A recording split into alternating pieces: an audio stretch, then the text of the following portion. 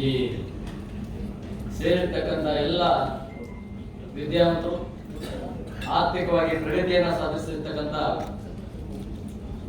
ನನ್ನ ಅಣ್ಣ ತಮ್ಮಂದಿರು, ಈ ದೇಶದಲ್ಲಿ ಬಾಬಾ ಸಾಹೇಬ್ರು ಏನಾದ್ರು ಜನನವಾಗದೆ ಹೋಗಿದ್ರೆ, ನಾವು ಯಾರು ಈ ರೀತಿ ಬಂದು ಈ ಒಂದು ಸ್ಟೈಲಲ್ಲಿ ಕೂತ್ಕೊಂಡು ಈ ದೇಶದ ಆರ್ಥಿಕ ಪ್ರಗತಿಯತ್ತ ದಾಪುಗಾರಿಡುವಂತ ಕೆಲಸ ಮಾಡಕ್ ಆಗ್ತಾ ಇದೆ. ಬಾಬಾ ಸಾಹೇಬ್ರೇನೋ ಇವತ್ತು ನಮ್ಮ ಮುಂದೆ ಇಲ್ಲ, ಆದ್ರೆ ನಮ್ಮ ಮುಂದೆ ಇರ್ತಕ್ಕಂಥ ನನ್ನ ಅಣ್ಣ ತಮ್ಮಂದಿರು ಬಾಬಾ ಸಾಹೇಬ್ ಅಂಬೇಡ್ಕರ್ ರೀತಿಯಲ್ಲಿ ಬೆಳಿಬೇಕಂತಕ್ಕಂಥದ್ದು ನನ್ನ ಆಸೆ. ನಮ್ಮಲ್ಲಿ ಎಷ್ಟೋ 1% ಮಾತ್ರ ಮುಂದೆ ಬಂದಿದೆ.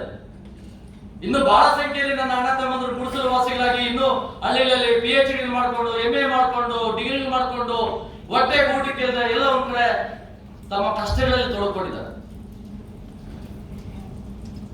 ಇವತ್ತು ಈ ಒಂದು ಸಭೆ ನೋಡಿದಾಗ ಇಷ್ಟೊಂದು ಜಾಗೃತಿ ಆಗಿದೆ ನನ್ನ ಸಮಾಜ. ಈ ಸಮಾಜಕ್ಕೆ ಬೇಕಾದಂತ ಆರ್ಥಿಕ ನೆರವುಗಳೇನಿದಾವೆ, ಕೇಂದ್ರ ಸರ್ಕಾರ ಕೊಟ್ಟಿರ್ತಕ್ಕಂಥ ಯೋಜನೆಗಳ್ಯಾವು, ಕರ್ನಾಟಕ ಸರ್ಕಾರ ಕೊಟ್ಟಿರ್ತಕ್ಕಂಥ ಯೋಜನೆಗಳೇನು, ಜಿಲ್ಲಾ ಮಟ್ಟದಲ್ಲಿ ಸಿಗ್ತಕ್ಕಂಥ ಅವಕಾಶಗಳು ಯಾವುವು ಇದಾವೆ, ನಾವು ಅದ್ರ ಬಗ್ಗೆ ಗಮನ ಹರಿಸಬೇಕಾಗ್ತದೆ. ನಮ್ಮ ಹೊಟ್ಟೆ ತುಂಬಿದ್ರೆ ಸಾಕಿಲ್ಲ. ನಮ್ಮ ಅಣ್ಣ ತಮ್ಮಂದ್ರು ಇವತ್ತು ಹೊಟ್ಟೆ ಹಸ್ಕೊಂಡು ಕೂತಿದ್ದಾರೆ. ಇವತ್ತು ದೊಡ್ಡ ದೊಡ್ಡ ವಿದ್ಯಾವಂತರಾಗಿ ಇವತ್ತು ಯಾವುದೋ ಕೆಲಸ ಮಾಡಕ್ಕೆ ಯಾವುದೋ ಒಂದು ಸಂಘಟನೆಯಲ್ಲಿ ಏನೋ ಒಂದು ಚಟುವಟಿಕೆಗಳಲ್ಲಿ ತೋರಿಸ್ಬಿಟ್ಟಿದ್ದಾರೆ. ಎಷ್ಟೇ ಸಂಘಟನೆ ಆಗಲಿ ಅದ್ರ ಬಗ್ಗೆ ಚಿಂತೆ ಮಾಡೋದು ಬೇಡ. ಆರ್ಥಿಕವಾಗಿ ನಾವು ಈ ದೇಶದಲ್ಲಿ ಪುತ್ರ ಬನಾದಿ ಆಗ್ತಾ ಹೋದ್ರೆ, ಈ ಸಮಾಜವನ್ನ ಬದಲಾಯಿಸ್ತಾ ಹೋದ್ರೆ, ಹೊಟ್ಟೆ ತುಂಬಿರೋ ಹೊಟ್ಟೆ ತುಂಬತಾನೆ ಇರ್ತಾರೆ, ಹಸ್ಕೊಂಡಿರೋರು ಹಸ್ಕೊಂಡೇ ಇರ್ತಾರೆ. ಹಸ್ಕೊಂಡಿರ್ತಕ್ಕಂಥವ್ರಿಗೆ ನಾವು ಬದಲಾವಣೆ ದಾರಿಯನ್ನ ತೋರಿಸಬೇಕಾಗ್ತದೆ. ಆ ದಿಕ್ಕಿನಲ್ಲಿ ಸಮಾಜವನ್ನ ಕಟ್ಟುವಂತ ಕೆಲಸಕ್ಕೆ ದೇಶದ ಪ್ರಧಾನಮಂತ್ರಿಗಳಾಗಿರ್ತಕ್ಕಂಥ ನರೇಂದ್ರ ಮೋದಿ ಅವರು ವಿಶೇಷವಾದಂತಹ ಕಾಳಜಿಯನ್ನು ವಹಿಸಿ ಬಾಬಾ ಸಾಹೇಬ್ ಅಂಬೇಡ್ಕರ್ ಅವರು ಹಾಕೊಟ್ಟಿರ್ತಕ್ಕಂಥ ಹಲವಾರು ಯೋಜನೆಗಳನ್ನ ಅವರು ಕೊಟ್ಟಿರ್ತಕ್ಕಂಥ ಮಾರ್ಗದರ್ಶನದಲ್ಲಿ ಪಾಲನೆ ಮಾಡ್ತಾ ಇದ್ದಾರೆ. ಇದು ನಮ್ಮ ದೇಶದ ಒಂದು ಸೌಭಾಗ್ಯ. ಇದರಲ್ಲಿ ರಾಜಕೀಯ ಮಾತಾಡ್ತಾ ಇದ್ದೀನಿ ಅಂತ ಅನ್ಕೋಬೇಡಿ. ನಾನು ಭಾರತೀಯ ಜನತಾ ಪಕ್ಷದ ರಾಷ್ಟ್ರೀಯ ಪ್ರಧಾನ ಕಾರ್ಯದರ್ಶಿ, SC ಮೋರ್ಚಾ ಮತ್ತೆ ಸೌತ್ ಇಂಡಿಯಾ ಇನ್ಚಾರ್ಜ್ ಇರ್ಬೋದು. ನಾವೆಲ್ಲ ಒಂದೊಂದು ರಾಜಕೀಯ ಪಕ್ಷದಲ್ಲಿ ಇರ್ಬೇಕಂತಕ್ಕಂಥ ಭಾವನೆಗಳೇ ಬಾಬಾ ಸಾಹೇಬ್ ಅಂಬೇಡ್ಕರ್. ರಾಜಕೀಯ ಅಂತಕ್ಕಂಥದ್ದು ಒಂದು ವ್ಯವಹಾರ ಇದ್ದಂಗೆ. ನೀವು ಯಾವುದೇ ರಾಜಕೀಯ ಪಕ್ಷದಲ್ಲಿ ಸ್ವಾಭಿಮಾನ ಮರಿಬೇಡಿ. ಸ್ವಾಭಿಮಾನಕ್ಕಾಗಿ, ದೇಶದ ಅಭಿವೃದ್ಧಿಗಾಗಿ, ನಿನ್ನ ಅಣ್ಣ ತಮ್ಮಂದರ ಉದ್ಧಾರಕ್ಕಾಗಿ ಅವರ ಸೇವೆ ಮಾಡೋದಕ್ಕೆ ನೀವು ರಾಜಕೀಯದಲ್ಲಿ ಇದೆ ಅಂತ ಹೇಳಿದ್ದಾರೆ. ಹಾಗಾಗಿ ನಾನು ರಾಜಕೀಯದಲ್ಲಿ ಬಿಜೆಪಿ ಅಲ್ಲ ಅಂತ ನಾನು ಹೇಳಕ್ ಆಗೋದಿಲ್ಲ.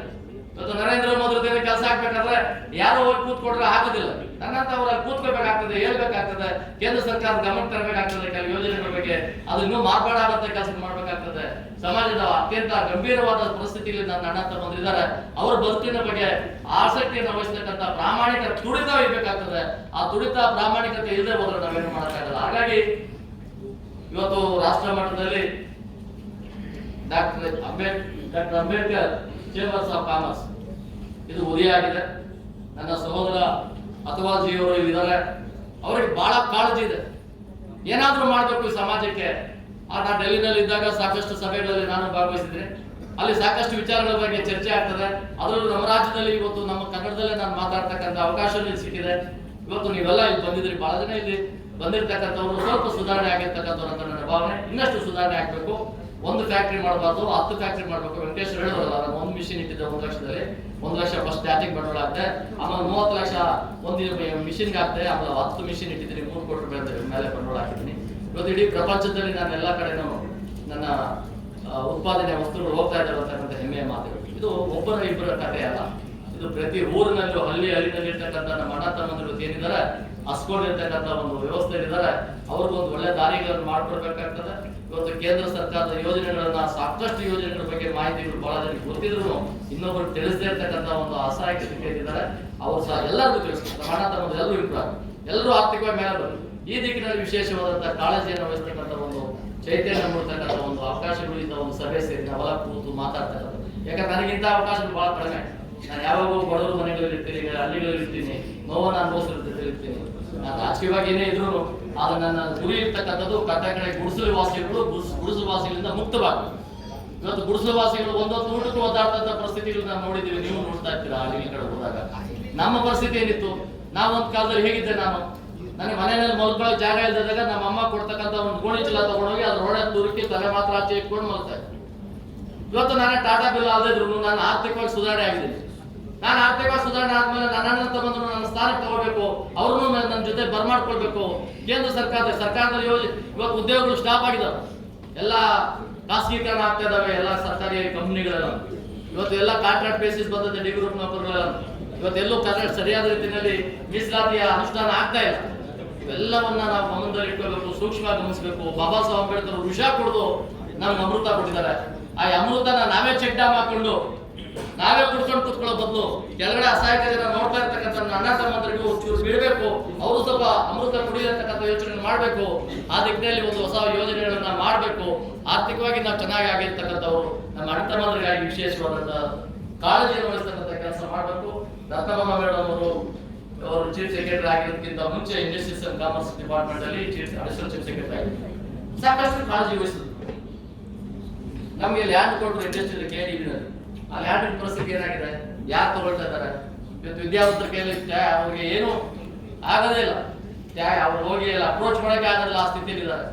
ಅವರಿಗೆ ಇವತ್ತು ಮೂರ್ತಿ ಅಣ್ಣವ್ರು ಹೇಳಿದ್ರು, ಮೂರ್ತಿ ಅಣ್ಣವರು ಇವತ್ತು ಬಜೆಟ್ ಅಲ್ಲಿ ಅದನ್ನ ಸರ್ಕಾರದ ಶ್ಯೂರಿಟಿ ಕೊಡಬೇಕು ಅಂತಕ್ಕಂಥ ಯೋಜನೆ ಅವರು budget meeting pre budget meeting ಕರೆದಾಗ ನಾನು ಅಲ್ಲೇ ಇದ್ದೆ. ಅವರು ಅವತ್ತು ಬಹಳ ಉದ್ರೇಕವಾಗಿ ಹೇಳ್ತಾ ಇದ್ರು. ಅದು ಅನುಷ್ಠಾನಕ್ಕೆ ಬಂದ್ರೆ ನಮ್ಮಲ್ಲಿ ಇನ್ನಷ್ಟು ಜನ ಆರ್ಥಿಕವಾಗಿ ಮೇಲೆ ಬರ್ತಕ್ಕಂಥ ಪರಿಸ್ಥಿತಿ ಬರ್ತದೆ. ಹೆಚ್ಚಿನ ವಿಷಯಗಳನ್ನ ನಾನು ಮಾತಾಡೋದಿದೆ, ಬಟ್ ಇನ್ನೂ ಬಹಳಷ್ಟು ಜನ ಅಗತ್ಯವಿದ್ದಾರೆ. ನೀವು ಬಹಳ ತಾಳ್ಮೆಯಿಂದ ಕೇಳ್ತಾ ಇದ್ದೀರಿ, ಇದು ನನ್ನ ಅದೃಷ್ಟ ಅಂತ ಭಾವಿಸ್ತಾರೆ.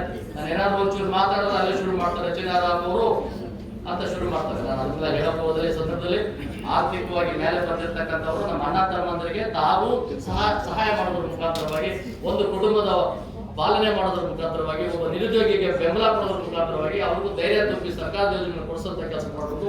ಆ ದಿಕ್ಕಿನಲ್ಲಿ ಕೆಲಸ ಮಾಡೋಣ ಅಂತ ಹೇಳಿ ನನ್ನ ಮಾತನ್ನು ಮುಗಿಸ್ತೇನೆ. ಜೈ ಭೀಮ್, ಜೈ ಭಾರತ್.